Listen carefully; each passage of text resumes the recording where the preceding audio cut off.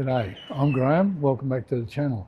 Some of you know I'm on my annual Escape to Winter trip up and down the east coast of Australia. We're now currently in Coffs Harbour at the National Holden Motor Museum. And I'm standing beside a replica of Peter Brock's HK Commodore race car. It's a beautiful looking car. We'll have a look at some of the collection here, my favourite cars from it anyway.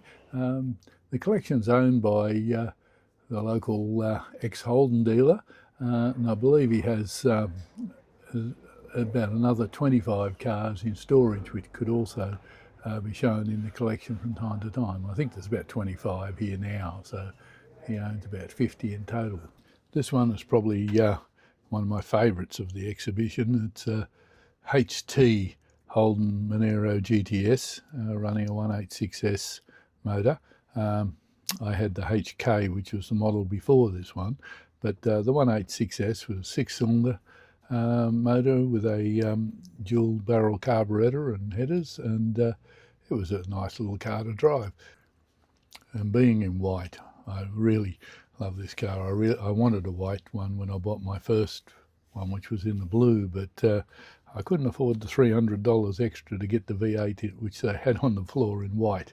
This one's a beautiful example of a HZ Holden Sandman panel van. The Sandman started with a HQ in 1972, thereabouts.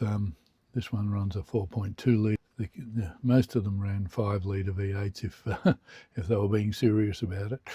Yeah, this is a HJ called Monero, but it's a 4-door, and to my way of thinking, a Monero always only had 2 doors, but they built a lot of these, and this one's running the 4.2 litre. Also, we have here a beautiful example of the very last of the Moneros. This gold one, the one that was exported to America and called the Pontiac, and all sorts of things, but yeah, the very last of them running a 5.7. Have a look and see. This is a beautiful example of a 48215, the very first model of Holden, and built in 1948, and they ran through till 1950 or so, and then they were replaced by the FJ. In common parlance, these 48215s are often called the FX Holden. When you finish your tour around the museum, go to the cafe for the much needed coffee break. Right in front of you is a VU Holden Ute, which was run in the Targa, Tasmania in 2001 by Peter Brock and his stepson James, and it is the original Peter Brock car. But anyway, now this trip, I decided I'd look for some bits and pieces on the way, so I've been doing a bit of shopping on Marketplace, and I've picked up some bargains here and there. So I picked up some track off a lady in Brisbane, and I the other day went out to Ipswich to pick up some track off a gentleman there, and what I found in his shed was very surprising. So I've got a bit of video of that, so we'll run through that, because I was wondering why you only had two odd cars to go with the track, and I thought, I've got to ask him what happened to his other cars, because you wouldn't have had those to start with.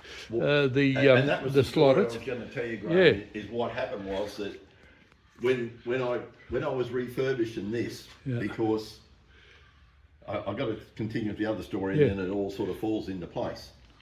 So then when the marriage came along and the kids came along, I thought, okay, well, you know, I'll set a slot car set up, whatever else and that. So I went to get my old track out, and rats had got into it and actually chewed it. Oh, chewed lovely. Hunks out of the track. Oh dear. So I got onto a mate of mine, and he said, look, John, he said, I've got a ton of AFX stuff, 164. He said, if you want it, he said, just come and get it. He said, you can have it. Good. So I built this board, and I had about 4 AFX tracks on it. So anyway, the story goes then that the boys played with it for a while, whatever else and that, and then naturally they went their own way and did whatever else and that. And the idea of this thing is that it's on pulleys, so I can lift it up and just support it up here. And it's got 3 frames underneath here. So the frames actually sit like in here, in here, go across. And then on the other side there's a blue tarp on a roller, and you just put the blue tarp there and you just pull it over the whole lot, and it's just like a Christmas present, just wraps it up. When that one got done, that one's only been completed a couple of months ago, and then I was gonna, with all the leftovers, and this is where all this other stuff comes into play, is that I wanted to do another one, but I wasn't sure what I wanted. I knew it was going to be 1/32, but I didn't know what I wanted, and I started buying all these other ones, all these other kits and whatever else and that, because I thought, well, I'm just going to get them, and that way when it comes to building it, I've got plenty of track, plenty of cars, whatever else and that. But it ended up that I got onto a guy up at Bribey Island. He had a big board track of this SCX digital stuff. Oh, that's what that is. Yeah. So that's SCX digital track. Yeah. It's only analog, cars running on it, but it's digital track. But anyway, he had a whole big board of it, and I said, well, look, okay, look, I'll just buy that. So then I've got all this other stuff surplus. So as you can see, I've used up to that much of his. And then I had some Scalextric sort of stuff that I wanted to use. So I sort of incorporated both of them. So that's where it's an excellent look on that. Yeah, no, this thing's really good. Yeah. But, you know, I had some old gutter guard. Some of the mesh gutter guard. So I just cut it in half because it's about that wide. So I just cut it in half. And then I had some old tent posts from bloody camping, and that's what this stuff is. It's for the tent poles. So I just cut it all into little 100mm lengths or whatever else, and drilled it into the wood, and then fixed the wire to it. So that's the catch fence, security fence, and it's really good because it's still got a bit of play in it. But like it's as strong as you know. So okay, there. Aston Martin's. That's a whole. That's slotted. Oh, that's a Maserati. That's what that is. I was say it's got Holden on the on the back of it, but it's not a Holden. Stickers can hide a lot of things. It's not a Holden, that's for sure. The same as that one. That's a Maserati too.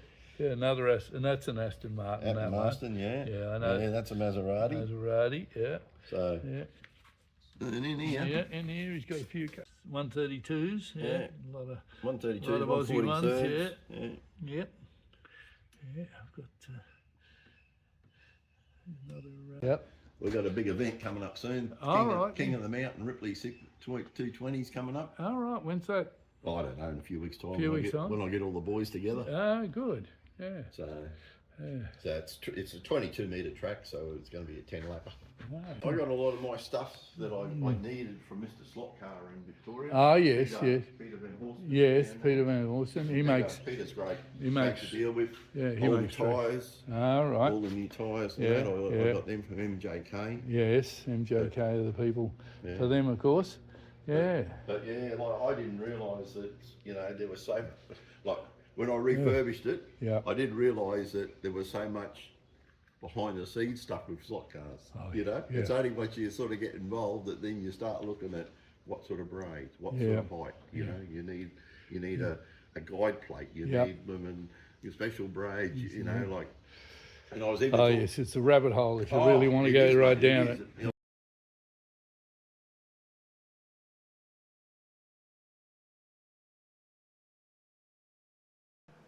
Well, that's about it for this video.